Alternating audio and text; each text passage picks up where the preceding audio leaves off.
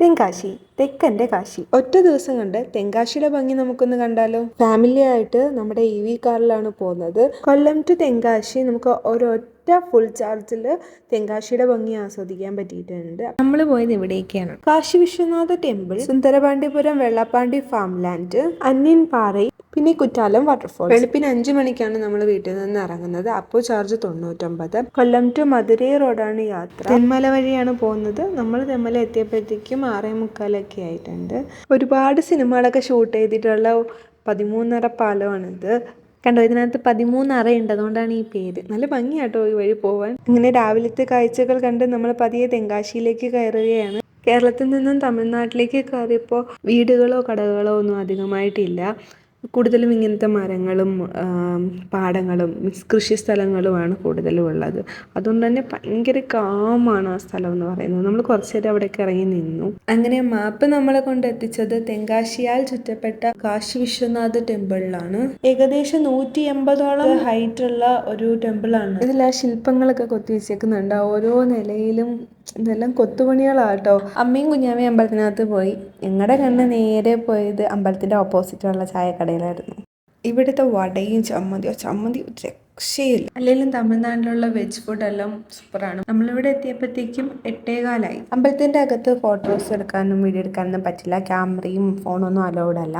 അങ്ങനെ ടെമ്പിളിന് bye bye പറഞ്ഞ് നമ്മൾ നേരെ പിടിക്കുന്ന കോട്ടലം റോഡാണ്. നമ്മുടെ റൈറ്റ് സൈഡിൽ കാണുന്നത് നെല്ലടിച്ചിട്ട് കൂട്ടിയിട്ടേക്കുന്നതാണ്. ലെഫ്റ്റ് സൈഡിൽ കച്ചിലും.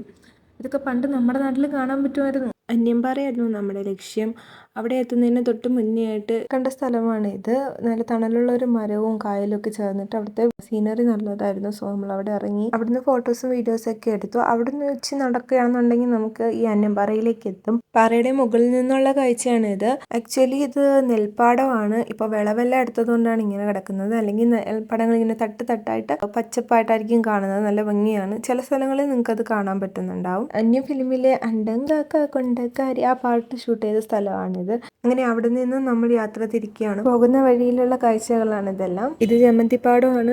ഈ വെയിലത്ത് അധ്വാനിക്കുന്ന ഇവരെയും ഇവരുടെ ഈ അധ്വാനത്തിന്റെ ഫലവും തമിഴ്നാടിന്റെ കാഴ്ചകളെ ഭംഗിയാക്കുന്നു. നമ്മളിപ്പോൾ പോകുന്നത് സുന്ദരപാണ്ഡിപുരത്തേക്കാണ്. അവിടെ സൂര്യകാന്തി പാടം കാണാമെന്നുള്ള ലക്ഷ്യത്തിലാണ് പോകുന്നത്. ലൊക്കേഷൻ ഇട്ട സ്ഥലത്ത് ചെന്നപ്പോൾ അവിടെ സൂര്യകാന്തി പൂവൊക്കെ വിളവെടുത്തു. അവിടെ ഉള്ളവർ തന്നെ പറഞ്ഞു, ഇവിടെ നിന്ന് കുറച്ച് പോകുമ്പോൾ വെള്ളാപ്പാണ്ടി ഫാം ലാൻഡ് ഉണ്ട്, അവിടെ വിസിറ്റേഴ്സിന് വേണ്ടിയിട്ട് സൂര്യകാന്തി പാടം ഉണ്ടെന്ന്. അങ്ങനെ നമ്മൾ അങ്ങോട്ടേക്ക് വെച്ച് പിടിച്ചു. അവിടെ ചെന്നപ്പോൾ നിറയെ സൂര്യകാന്തി പൂ കണ്ടു. ഇവിടെ എത്തിയപ്പോഴത്തേക്കും ചാർജ് 65. തല ഉയർത്തി പിടിച്ച് നിൽക്കുന്ന ഈ പൂക്കളുടെ ഇടയിൽ നിൽക്കാൻ നല്ല രസമാണ്. ഇവിടെ നിന്ന് എടുത്ത വീഡിയോസ് ഞാൻ മുകളിൽ പിൻ ചെയ്തേക്കാം. ഇവിടെ നമുക്ക് സൂര്യകാന്തി പാടത്ത് ഇറങ്ങണമെന്നുണ്ടെങ്കിൽ 20 രൂപ പെർ പേഴ്സൺ 20 വെച്ചിട്ട് കൊടുക്കണം. അത്യാവശ്യം നല്ല വെയിലുണ്ട്. അവിടെ തന്നെ നമുക്ക് ക്ഷീണം മാറ്റാൻ വേണ്ടിയിട്ട് നൊങ്കും കരിക്കും നൊങ്കിൻ്റെ വെള്ളം അങ്ങനെയുള്ള ഐറ്റംസ് എല്ലാം ഉണ്ട്. അപ്പോൾ നമ്മുടെ നെക്സ്റ്റ് ലൊക്കേഷൻ കോട്ടലം വാട്ടർഫോൾസ് ആണ്. അപ്പോൾ അങ്ങോട്ടേക്കുള്ള യാത്രയാണ്. പോകുന്ന വഴിയിലെ കാഴ്ചകളാണ് ഇതെല്ലാം. ഇവിടെയാണെങ്കിൽ വിളവെടുത്ത സവാളകളെല്ലാം ചാക്കിലാക്കി വെച്ചേക്കുന്നു. അവിടുന്ന് ലോഡ് കണക്കിന് മേടിക്കുകയാണെങ്കിൽ കിട്ടുള്ളൂ. കുറച്ചും കൂടെ ഫ്രണ്ടിലോട്ട് പോവുകയാണെന്നുണ്ടെങ്കിൽ നമുക്ക് മേടിക്കാൻ പറ്റുന്ന രീതിയിൽ അവർ വെച്ചിട്ടുണ്ട്. അവിടെ നിന്ന് നോക്കിയാൽ ഉള്ളിയുടെയും തക്കാളിയുടെയും ബീട്രൂട്ടിൻ്റെ ഒക്കെ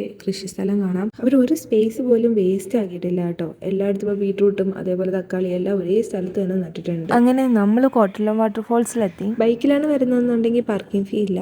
ബാക്കി ഏത് വാഹനത്തിൽ വന്നാലും പാർക്കിംഗ് ഫീ ഉണ്ട്. പാർക്കിങ്ങിൽ നിന്ന് വാട്ടർഫോൾസിൻ്റെ അങ്ങോട്ടേക്ക് കുറച്ച് നടന്നു പോകണം. പോകുന്ന 2 സൈഡിലും കടകളാണ്. 10 രൂപ 20 രൂപ കടകളൊക്കെയാണ്. വെള്ളച്ചാട്ടം മീഡിയം ആയിരുന്നു. അത്യാവശ്യം ആൾക്കാരെല്ലാവരും കുളിക്കുകയൊക്കെ ചെയ്യുന്നുണ്ട്. നമ്മൾ എക്സ്ട്രാ ഡ്രസ്സൊന്നും കൊണ്ടുപോയില്ല, അതുകൊണ്ട് നമ്മൾ ഇറങ്ങിയില്ല. നല്ല ചൂട് തിരുനെൽവേലി ഹൽവ നമുക്ക് അവിടെ നിന്ന് കിട്ടും. 20 രൂപയേ ഉള്ളൂ. ഒരുപാട് മധുരമൊക്കെ ഇഷ്ടപ്പെടുന്ന ആൾക്കാർ ട്രൈ ചെയ്ത് നോക്കുക. അവിടെ ഫാൻസി കടകളുണ്ട്. അവിടെ 10 രൂപയ്ക്ക് 20 രൂപയ്ക്കുമായിട്ടുള്ള ഐറ്റംസ് ഉണ്ട്. തെങ്കാശി കാണാൻ വരുന്നവർക്ക് ഷോപ്പിങ്ങിനായിട്ട് ബെസ്റ്റ് ഓപ്ഷനാണ് ഇവിടെ. അത്യാവശ്യം ഫാൻസി ഐറ്റംസിനെല്ലാം നല്ല കളക്ഷൻ ഉണ്ട്. അങ്ങനെ അവിടുത്തെ കാഴ്ചകളെല്ലാം കണ്ട് നമ്മൾ അവിടെ നിന്ന് ഇറങ്ങുകയാണ്. അപ്പോൾ ഉള്ള കാഴ്ചകളാണ് 2 സൈഡിലെയും കൃഷിയിടങ്ങൾ. തിരിച്ചുള്ള യാത്രയിൽ നമുക്ക് മലകളും കുന്നുകളൊക്കെ കാണാം. അങ്ങനെ നമ്മൾ പതിയെ കേരളത്തിലേക്ക് കയറുകയാണ് തമിഴ്നാട്ടിൽ നിന്നും. ഇപ്പോൾ ഒരു 4:30-5 മണിയായി കാണും. വരുന്ന വഴിക്ക് മഴയുണ്ടായിരുന്നു. രാവിലെ തെങ്കാശിയിലോട്ടുള്ള യാത്രയിൽ നമ്മൾ ഈ സ്ഥലം നോട്ട് ചെയ്തിരുന്നതായിരുന്നു, തിരിച്ചു വരുമ്പോൾ ഇറങ്ങാൻ വേണ്ടിയിട്ട്. ഇത് ആര്യങ്കാവ് എന്ന് പറയുന്ന സ്ഥലമാണ്, കേരളത്തിലാണ്. പോകുന്ന വഴിക്ക് നിങ്ങൾക്ക് കാണാൻ പറ്റും. ഒന്ന് റിലാക്സ് ചെയ്യാൻ പറ്റിയ സ്ഥലമാണ് കേട്ടോ.